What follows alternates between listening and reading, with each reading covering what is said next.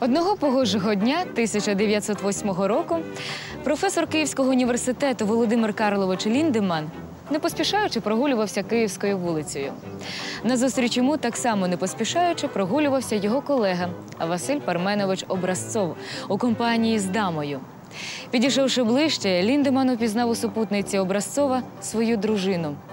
Звичайно, рукостисканням ця зустріч не увінчалася, а те, що відбувалося далі, стало справжньою легендою для киян. Героями подій були двоє відомих лікарів. Обидва народилися далеко від Києва.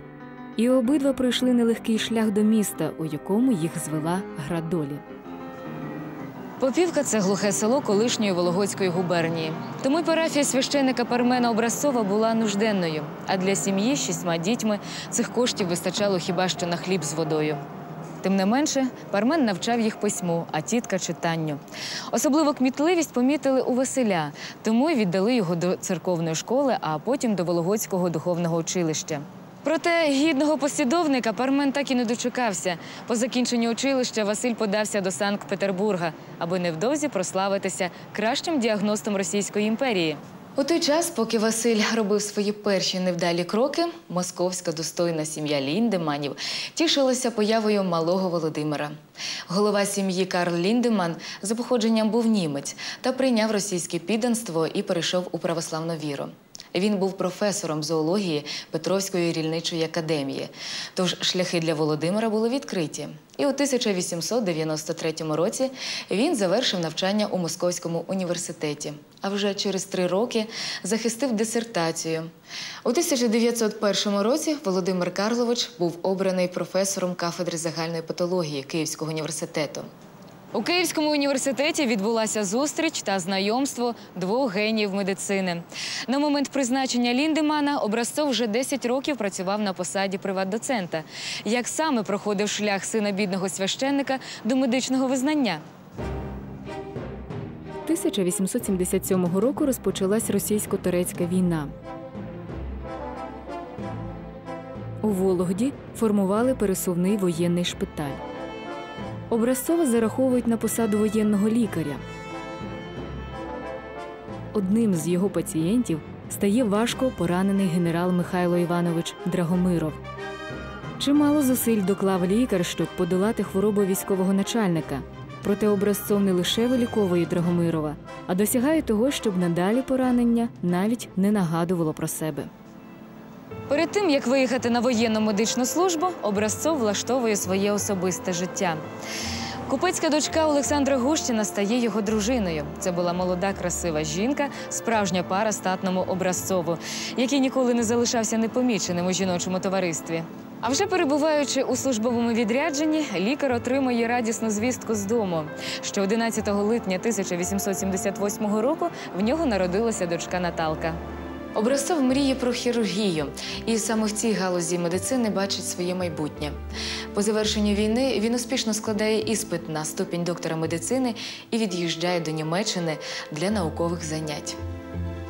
Вчився він у Ріхарда Фолькмана, хірурга, на лекції якого з'їжджалися лікарі з усього світу.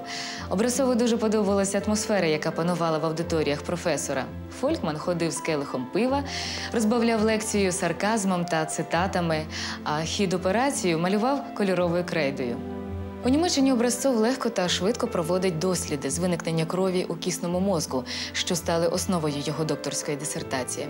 Проте на шляху до завершення навчання стає звична проблема – гроші. Переїзд до Києва став для Образцова вирішальним.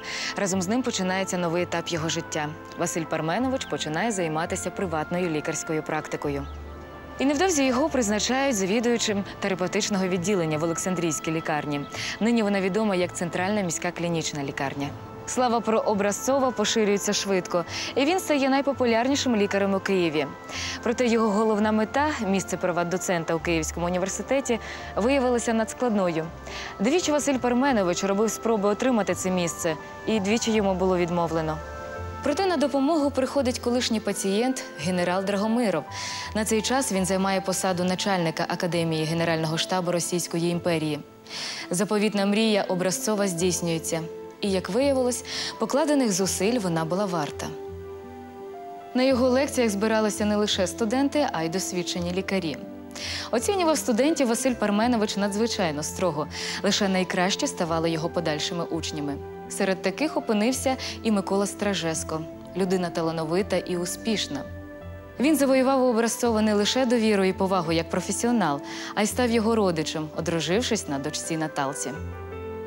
Лише за допомогою дотику, методу пальпації, лікар міг визначити наявність сочовичного зернятка в апендиксі. При встановленні діагнозу він ніколи не поспішав з висновками. Його обережність та прискіпливий аналіз допомагали уникнути помилок у найскладніших ситуаціях. Успіхи Образцова відобразилися на його матеріальному стані, який кардинально змінився. У центрі Києва, на нинішній вулиці Богдана Хмельницького, стояв його власний будинок, а за містом – дорогий маєток. Василь Парменович завжди був одягнений в акуратний, вишуканий костюм. Навіть у солідному віці він вирізнявся серед інших чоловіків. Високий, широкоплечий, з красивим світлим обличчям, він ніколи не випадав з жіночої уваги.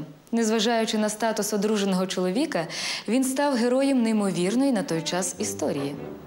Отже, одного погожого дня 1908 року завідувач кафедри загальної патології Володимир Карлович Ліндеман зустрів свого колегу Василя Образцова у компанії зі своєю дружиною.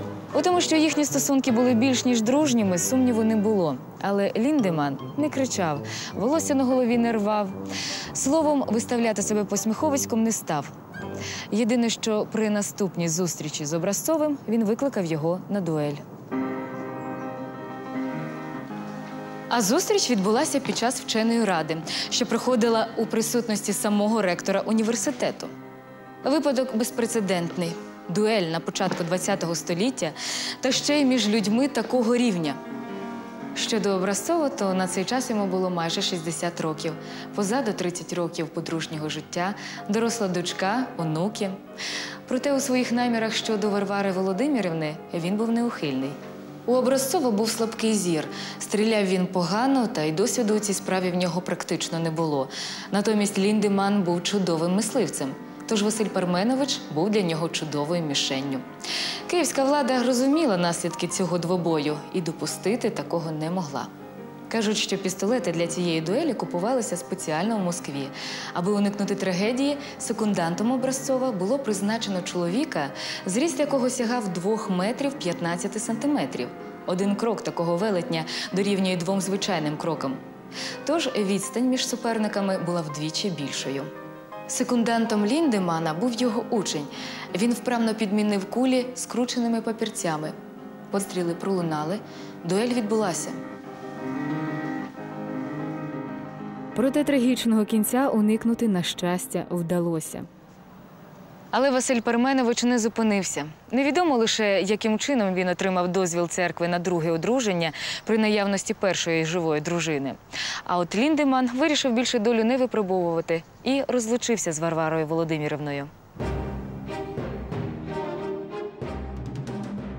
Невдовзі починається Перша світова війна. У 1915 році, після німецької газової атаки, потерпіло декілька тисяч російських солдат. У зв'язку із цими подіями Ліндеман організовує і очолює газову секцію військово-промислового комітету. Він активно працює над методами захисту від газів.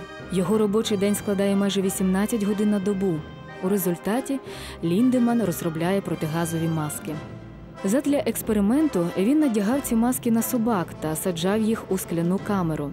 Перед очима глядачів він здійснював отруєння тварин синильною кислотою, фосгеном та хлором. Маски допомагали. Його технологію перейняли у Франції, Великобританії, Сполучених Штатах та в Німеччині. Зважаючи на значні успіхи, Володимира Ліндемана запрошують до Польщі очолити протигазовий інститут. І вчені погоджуються, незважаючи на абсолютне незнання польської мови, до того ж до Польщі Володимир Карлович мав дістатися власними силами. Ліндеман залишив Київ і пішки пішов до Польщі під прикриттям лісів Полісся. Вже за 30 днів він був у Варшаві, а через рік вийшла його перша праця польською мовою. Останніх 11 років Володимир Карлович присвятив науковій діяльності. Зовсім інша доля чекала на новоутворене подружжя. Княжна Чогодаєва народила образцово 2 дітей. В перші роки їхнього подружнього життя Василь Парменович був на вершині тріумфу. У 1909 році його призначили статським радником. Капітал Образцова зріс до неймовірних сум. І він був упевнений у своїй старості і в майбутньому дружини та дітей. Тож він залишив лікарську практику і пішов у відставку. Тим часом стається непередбачене. 1917 рік. Революційні події враз перетворили заможного та поважного лікаря Образцова на убогого і бідного чоловіка. Разом із грошима тануть і здобуті почесті.